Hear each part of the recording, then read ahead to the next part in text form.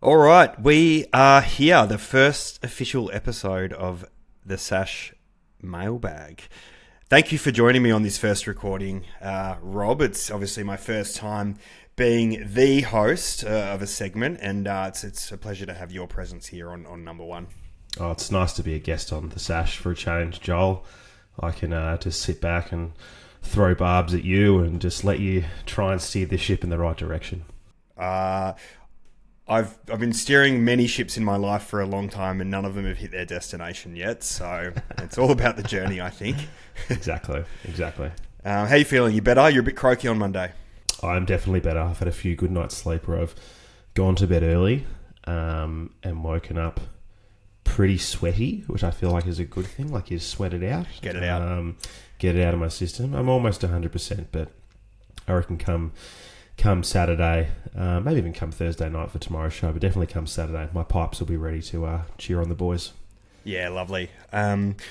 This is the Mailbag Show where we take your questions and thoughts on life as a Don supporter. It's kind of just the extended personalised therapy session that we thought we'd add to the week, where we really take on people's thoughts and feelings and unpack them in a little bit more detail than we're able to do in a rapid-fire hot take section. So for all you long-standing sufferers out there, this is the segment for you to really feel heard. Yes, exactly. That's it. There's no question too stupid, as I'm sure you'll find by some of the ones that we're going to go through. We can't obviously get to them all, but it's a bit of fun. That's right. So without further ado, we'll jump straight into it. And the first question is from Liam Metcalf via email. It's a great one off the bat. What are your strategies to wish bad luck on Melbourne this year? Should we badmouth Petrarca's cooking videos? Report an Indian burial ground at Gosh's paddock? What are you doing to secure ourselves a top pick in this year's draft? Great question. For those that don't know, although I'm sure everyone does, Melbourne's first round pick is coming to Essendon this year, and their misfortunes is our fortune in next year's draft or the end of this year's draft. So fantastic question to start off with. Have you implemented anything so far, Rob, or is there anything you can throw out straight away? I mean, look, I'd like to think I'm implementing a long-term psyop on our dear friend Adrian from the debrief, where I try to make him feel like they're better than they are, but in reality, I'm trying to bring them down from within. I actually, you know what? I actually have tried a couple of Christian Petrarca's cooking videos, and they're not that bad. I know this is a death riding Melbourne segment here, but I've tried a couple of them because I was like, that looks all right.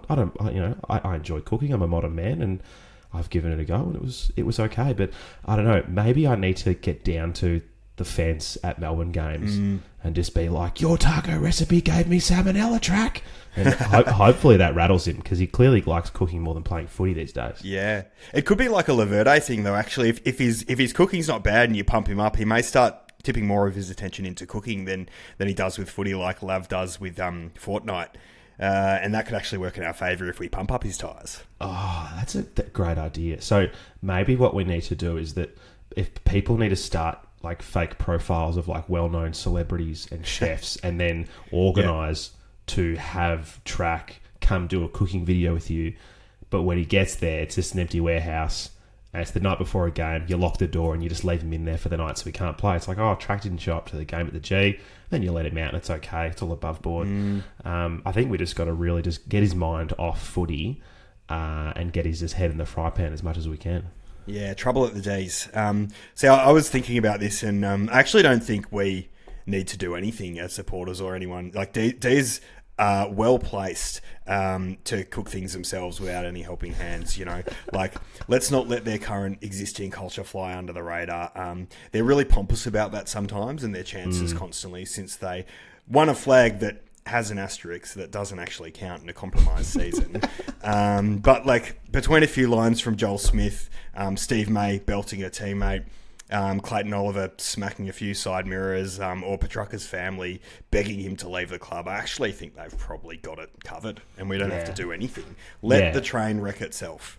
Yeah, exactly. It is a bit of an implode from within type club, and they're trying to push the fact that they're a stable brand now and they've changed a few things. But, as long as Goody's still there, I have faith that, former Essendon assistant coach Simon Goodwin can bring them down from within. I'm wondering if there's like something like Mount Buller related we could do. Maybe like I don't know, the snow trip. The ski trip. Maybe if we can somehow get there to be more snow on Buller this year, all the D's fans will go up for longer. Thus, they have less fans at their games, less of an atmosphere. Boys aren't as G'd up, therefore they lose. I mean, they only had 20,000 at the G on Sunday, and in fairness, what was miserable conditions. But look, I mean, are you going to get up and about for 20,000 people? Probably not. 50, you probably would, but 20, no, I don't think you budget. I think you budget. We just got to get them up the mountain and keep them up there. Yeah, I think all right. So we've got a few good strategies there. One, let Melbourne do it to themselves. Two, just a bit of extra snow is going to send them that way. And as you said, the reverse psychology of Petrarca's cooking videos, and let's tip him towards that. Yeah. I think you're on the money with number 2 there. A bit of extra snow around the D's, and I think they're all going to get into a bit of strife. Let's be honest. So yeah, the big freeze. They've got a history for it. Unfortunately, old Melbourne. We'll send them down the slide of the ladder. Thank you, Liam, for that question. A good way to kick things off. The next one's from Jez0005 via Instagram. This one leaves... It's very open for interpretation, which I like. It gave me a lot of thinking. What are your thoughts on Hobbs? I'll kick this one off. I think Hobbs is kind of emblematic of where the club is at in a lot of ways. He's got grit and determination, which we do see now more consistently than we had done in past years. And we have a few more people who are tougher at the footy or mongrels across the squad. But he's often played out of position.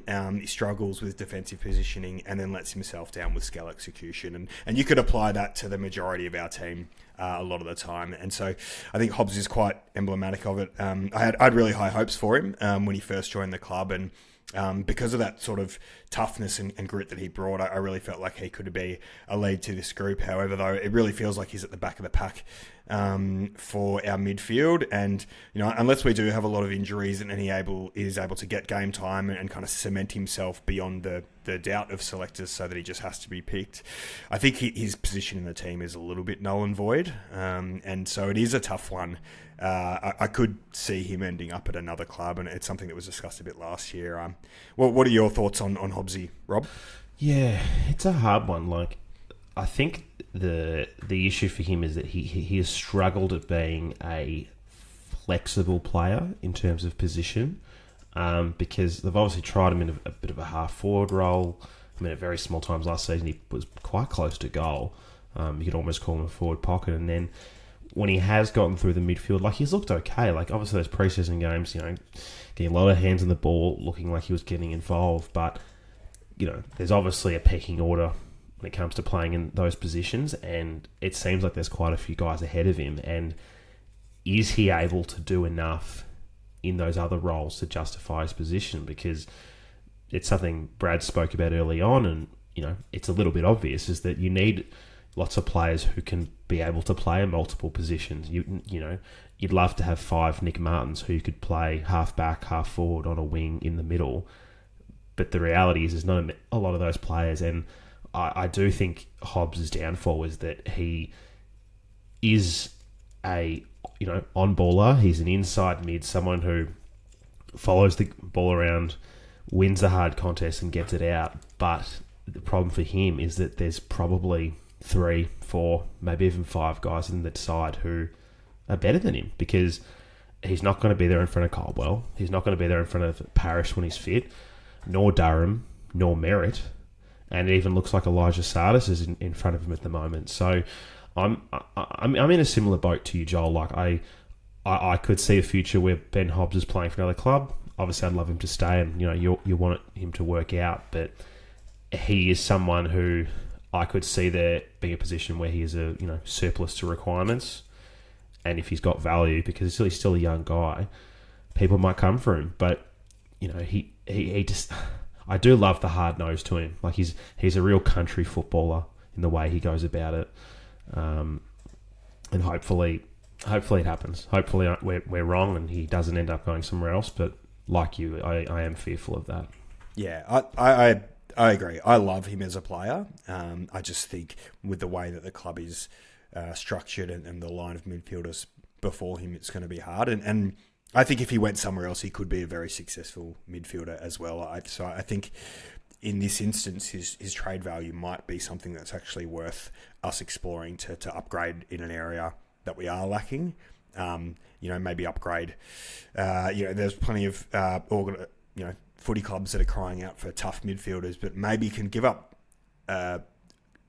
non-contested good kick or something like that. So he's out of contract at the end of the season, so it's a bit of an interesting one. So I don't believe he goes into free agency status, but yeah, it's one of those weird ones. So look, I think they will try and keep him on for another couple of years, but yeah, I could see it happening down the line because look, it is good to have depth. Like you need to have options because you'd hate to trade someone like him out and a Setterfield retires and then suddenly you've actually gone from having too many inside mids to not enough. But yeah, could see a long-term future where he's playing somewhere else. Yep. Now the next question is from Josh Solus Jones. And he's given us a bit of a multiple choice here. If we could get one of LDU, Zach Butters, Rowell, or Harley Reid, who would be best? It's a hard question. It's a very hard question. I guess the question you have to ask yourself is how far away from Essendon being really good do you think we are? Because if you think we're going to be really good next year or the year after, you probably want a Butters or a Rowell, potentially. Maybe even LDU. I think if you think we're not going to be good for quite a few years, then I think you want a Harley Reid. Because he's obviously the youngest of that group and looks like an incredible talent. But if it's about winning a premiership this season or next season, I think you probably go one of the other three. I think, yeah, it's hard. I don't know. Who would you go? I feel like this one is it is a great question. They're all fantastic players, but I'm really bullish and clear on it being Harley Reid. I think he is strong, powerful. He's goal kicking. He's game changing. He puts a team on his shoulders already, and I think he's generational. And all of these players can do that. Matt Rowell can do that. Zach Butters can do that. LDU can also do that. But I really feel like what Essendon needs is that sort of seat-filling, ticket-selling, cocky, bullish young player who can kick goals and push people over and just go mental. And LDU is fantastic, but he just kind of goes about his business quietly, as does Rowell. He started his career with three-vote games. He's obviously a fantastic player and could have finished top 5 in a Brownlow in his first season if he didn't do his shoulder. And Butters has star power, but he kind of goes in and out. And I just feel like I put us in that boat where we still have a few years to go. And Harley Reid really feels generational to me. And so I would 100% be picking him. I think he would be a man. And I'm going to say this now, actually, and I'm going to keep coming back to it. If we do get him, which I think we should go hard at, I would happily give up 2 first-round picks for him. Potentially 3. If you consider what we've used our first-round picks on in the past. I think it's probably a pretty fair trade. But I think if he comes and plays for us, I think he will lead us to a flag, and I think he will also win a Brownlow. And I'm putting it out there now. I like that a lot. Yeah, look, I get what you're saying. I think thinking about like, God, I'm going to take LDU off my list. Good player, but no disrespect. I think for me, if I'm talking about the now, I think it's Rowell or Butters. Like, Butters brings the polish that we lack in a lot of areas, but Rowell also brings more of that inside mid-grunt that we still do lack at times. Like, I know our contested numbers were great on the weekend, but in those set of bounces where it was such a big deal. Hawthorn did upstage us pretty much. And I think that's where something where, imagine having Caldwell, Rowell, and, I don't know, Durham or Merritt in there. Looks pretty good. As I'm sure it would with Harley Reid. But again, I think the question you have to ask yourself is what's Essendon's premiership window? Is it 2030? Well, it's Reid, no-brainer. Is it 2026 or 7? Then I think you look at the other two guys. So I think it's probably closer to the 2030 number. 2040, probably, yeah. I want goal kickers. That's the other thing. As mids. Goal kicking mids. And, I think Kako, funnily enough, obviously we always put a lot of pressure on, first year, one game or before they even play players on this podcast. But the energy that he brought and the excitement that he brought partnering with Caddy is something that Essendon hasn't felt necessarily for a long time. And Harley Reid would just multiply that. So I think from like a momentum and a buzz and a fan base perspective, and I think it would help transform the club where the others, I don't know if they would bring that element of having 100,000 Harley Reid jumpers, being sold in the first year he plays for us, kind of thing. Yeah. I'd probably be buying one. That's for certain. Certain. Should I read one out? Yeah, go for it, please. I'm going to skip that one. This one is from Heno. He says, "How do we get through this year? We're halfway through a rebuild, and I'm losing interest." Heno sounds pretty flat. It sounds pretty flat. Could be Mert. It could be Mert sending this one in. I like that he thinks we're halfway through the rebuild. That's debatable in and of itself, 50% of the way through. I think, Heno, what you've got to do is take the little wins on individual players. Seek joy and happiness from how Caldwell played on the weekend and seeing his development and Kako's first goal and I'm kind of running out of people pretty quickly, and how Caddy competed after copping a corky and still just kept playing. That's what you've got to do. At least that's what I do. It's like I got to put the result out of mind, and I don't like it when Brad Scott says that. He should be speaking about results. I actually don't like how he deflects from the scoreboard a lot and says that's not the main number. It's fucking the main number. It's winning games is definitely the main number. That's one thing I don't like about Scotty in that sense. I like that he's all system, but focus on the little wins and the players that are bringing excitement and joy, and that's what gets you through. Because if you have a shit game, but Kako gives you a bit of buzz and excitement, you can at least have a little bit of hope. Yeah, you've got to have hope, because if you have hope, what have you got? But it is also the hope that kills you. As I'm sure we're all starkly reminded at quarter time last Friday night. I think I should read out our text chain from before the game. Oh, it's so funny! It's so funny. Like, you go if you've got it already. Starts with you. Maybe I'm an idiot, but I think we'll win. I'm an idiot. Talking to Nick Martin on Wednesday got me really fired up. Me. I'm trying to stop myself from feeling like we're actually a really good team. You. It's hard. Me. We're really young, but also if our best 22 on the park, it feels like we don't have as many gaps anymore beyond experience. So it kind of feels like it could be the start of a window where we may actually start moving up the ladder over the next few years. You. Durham, Caldwell, Martin, Perkins could be anything. Oh, God. God, that is so before round one. Oh, it's so before round one. It's so pre-season nuffy areas that are all practically flying. I think to get back to Heno's question, like Joel said, you do have to take the little wins, but I think it's also about us trying to enjoy the rest of footy, because if you sort of sit there and go, look, it's not going to be a great year for the Dons, try and take some enjoyment out of the demise of other clubs, the success of other clubs who you may be partially inclined to like, but also just trying to, enjoy it and have a bit of fun. Like, if you do go to a game, it is a fun experience. It's fun going to the footy.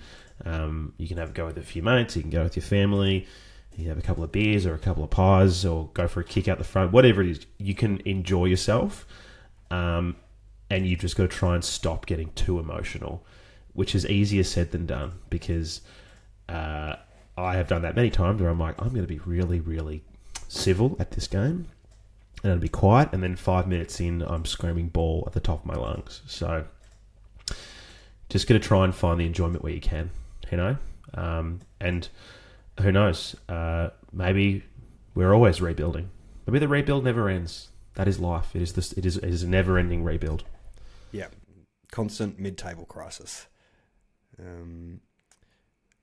Thank you, Hanno. I really like this next one, actually, and so I'll throw it to you, Rob, but I've got a few listed down. From Rob Scott 31, where's the best place to go for a post-match feed? That's a great one. Well, I think the question has to be in two, because assuming we're talking Marvel or we're talking G. Now, we've done this a couple of times, Joel, and I'm actually quite partially inclined, if it's a Saturday night game, maybe it's a late afternoon game, I'm quite partially inclined going to Chinatown, going somewhere where I can buy 6, communist beers, sit there, rinse them, eat a bunch of dumplings, and just talk very loudly because everyone else in the restaurant is screaming. So I'm very inclined to that. So that's really good for Marvel. I'll say that's really good for Marvel because you can just wander into the city, head up, and get involved. If you're going MCG, I guess you're probably more inclined to go to Richmond. The Mountain Vale's not bad. I don't mind the Mountain Vale. I think it's pretty consistent for a pub. If you want to go somewhere really good for a feed in Richmond, the All Nations Hotel on Lennox Street, which is down in Junkietown. The only reason that pub is still open is because they have an unreal kitchen and they do really, really good pub food.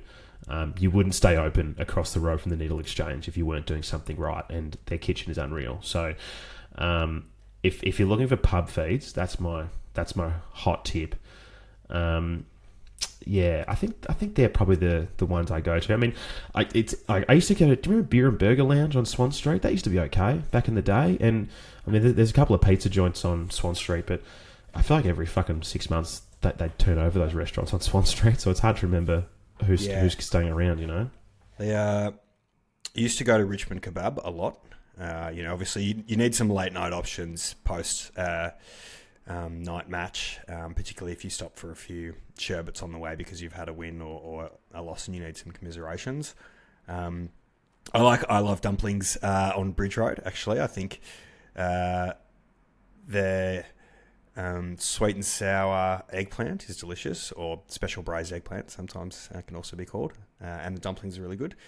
And I think if you have a big win, you probably want to go to a pub where there's going to be other footy fans so that you can enjoy it and rub it in, I guess. So pick any that footy fans go to. Yeah, well, I was going to say, Joel, I think we're missing one pretty obvious one, is that I think for a post-match feed, you go have 1 million beers and just see what happens. I think that's quite a logical option in some circumstances. That's right, malt sandwiches.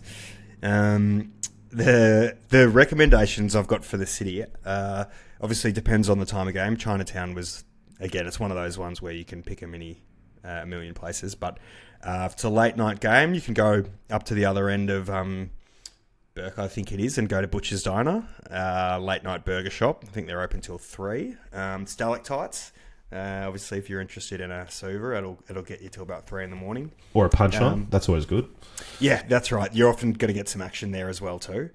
And then if it's an Arvo game and you've got to make the dinner slot, my favourite Italian place is Il Solito Posto. It's very, very nice. And there's also another noodle shop called Biang Biang Noodles, which do a really spicy flat noodles. So those are my city go-tos. Yeah. I like it, Joel. I like it. That's good. I feel like Christian Petrarca would be proud of those selections that you've given. We're on the Christian Petrarca cooking train now. Yeah, I know. I'm trying to think what else. Some of the venues are I don't think I've ever eaten in any of the venues that are around Docklands. I've gone to a lot of them for pre-match drinks, like Platform 38 or whatever it's called. Like, I've gone there countless times. I've never actually eaten there, though. There was a bar I went to the other day called it's either State of Grace or Saving Grace that did a pretty nice burger, which isn't too far from the ground. It's a little American bar, maybe like 25 to 30 people worth of space. So that's not too bad. I mean, you could probably... Saint and Rogue is a pub not too far off, which I've heard is really good too. Yeah, I mean, you've also got some, like... I mean, North Melbourne's not very far from Marvel Stadium, so there's some pretty good options around Errol Street if you are looking for pub food. Was it the Royal on Errol Street? Oh my god, it's been so long since I lived there. But there's a few good pubs there in Errol Street that I used to go to quite regularly when I used to live around there. And you can have a million beers too. I saw Aaron Francis there once. It wasn't after that, but because there was I think him, Draper, I want to say Dylan Clark and Guelphy. I think they all lived in a share house together in North Melbourne. And I remember just one night, me and Rowan just went there for like, didn't go have a pub feed. Maybe there was trivia on or something, but anyway, they were all there. And like, I just was like, oh yeah, cool, they're there. Whereas Rowan just like went full nuffy and just went over and started talking to them. And I'm like, okay, as you do. Right. Yeah. Maybe I'll get Rowan in for a mailbag at some stage, for a reappearance on the Sash this year. Yeah, all the way from Germany, it'll be good. Yeah, the Euro correspondent. Well, hopefully those fill your belly for the first 12 rounds of the year, Rob, Scott, and Rob Crawford. This one's a hard one. Why don't you read the next one under that question? The one under it or the one above it? I mean, they're both good. Under it. Okay. Barwin Batch. What do we do with Andy McGrath? Accept and persist. Yeah, I think. Yeah. Look, as frustrating as he may be, he does have the occasional very good game. Not as many as we'd like, but they do happen. So I guess we just got to hope because, he's signed a big deal. He's not going to get traded. We just hope we get to see the good games out of him, like the first St Kilda game last year where he was best on ground, that kind of stuff where he's just, unstoppable in the back line because I think he does his best work when he's defending, not when he's attacking. So we just want him shutting down really good players and taking them out of the game. That's what he does well. I think that's important. He started the year really well. His first half of the season last year was really good, and obviously he can be easy to pod, but he can be a really, really important player in our team as that lockdown defender. And I think, maybe as a vice captain, he probably feels like he has to take it on himself a little bit to get the ball out and create action and create movement. But it's also important to play within yourself and just know when the option is the right option and when to do that and when not, because it is great when he's trying to break lines and stream out of defence, but the kick can leave a little bit to be desired. He's I would like to maybe see a little bit more passion and aggression from him when, maybe not aggression isn't the right word when speaking, but passion from him when speaking and kind of a little bit more presence in that sort of sense. But I'm just not sure if that's how he would go, or that's sort of in him in that sort of way. But he in a great side, and if we can build into a great side, he can be a really fantastic player that plays a really important role for us every week. Yeah, the speaking thing is interesting because he's a little bit corporate in the way he speaks. You can always hear when Merritt's like angry. Like there's occasional times where they do a post-game loss and they speak to him, and you can see he's seething. Whereas McGrath doesn't do that, which obviously has its benefits as well, because sometimes you do need that level head, particularly in the change rooms, who can kind of go, hey guys, let's calm, let's focus, all this kind of stuff. And he's very Heppel-like in that sense. I think he's learned a lot from Dyson Heppel. But I think sometimes as fans, you do just want to see a bit of emotion and, being a bit monotone, going, oh, we're hurting. Sometimes you want to see a bit more. Yeah, that's right. Maybe just shed a solitary tear. Just a solitary tear. Just a solitary tear, please. Rolling down the eyes. But I do want to see the best of him. I'm really interested to see what happens with him on the weekend against the Crows, because I think he's, if Rankin or Rochelle or some of the similar guys are pushing forward, he's going to have his hands full. So hopefully we see the best of Andy. Yeah, I agree. Now, Rob, we've hit 30 minutes. And we have one or two more questions that are on here. So should we rapid fire these last few? Yeah, let's rapid fire the couple that we've got there. And then maybe we can revisit these in more length another day. Well, look, the Crowjack isn't even a question. He just says, can I just say how much we hate Jake Kelly? So that's his statement. The Crowjack will just leave that out there. Yeah. We don't actually have to respond. It's not a question. No. This is the mailbag, but so he's allowed to send in statements. Mm-hmm. Rory, our good friend from Scotland, thank you so much for your patronage. And funnily enough, it seems to be the further away you get from Melbourne, the better your insight is, whether it's Canada or Scotland. So it seems to happen. His question is, top 3 VFL players you would most like to see debut this season for the AFL side? Always a good one. I mean, purely just based on the pre-season hype and what the limited stuff I've seen of him, it does sound like this young fella, Zach Johnson, is a bit of a find. So I think he's probably got to be number 1. Number 2, well, time of recording, Tom Edwards has been announced that he's going to be playing on the weekends. I think we can take him off the list because we're going to see that. I mean, he's a second-year player in the system now, but I would like to see Lawal get a game, potentially off half back. Yep. And then the other one, of course, is someone else who's been in the system a while, and I think is probably the closest of all these guys is Lewis Hayes. So maybe we see him this weekend with Ridley out. Look, I'm going to lean to not. People are like, oh, he's the obvious replacement for Ridley. I think he's more going to be the replacement for Reid, if I'm being honest. That if something happens to Reid, and obviously Laverty's still unfit, I think that's where we're likely to see a Lewis Hayes come in and get some game time. I think it's always a good sign for a player when they get given a good number, that the club rates them and thinks they're going to be around for a while. So yeah, it's a good shout. Being given the number 18, I think gives you a bit of faith that the club are like, look, if it's not this year, it could be next year. You know what I mean? Like, they're clearly investing time into this guy and think he's going to be something. Whereas when obviously lots of people can make high numbers their own, but I think when you're stuck with those high numbers into the late 30s and 40s, often can mean that you're probably not, a big ticket item. So, yeah. So those are my 3. Johnson, Lawal, and Lewis Hayes in no particular order, but there you go.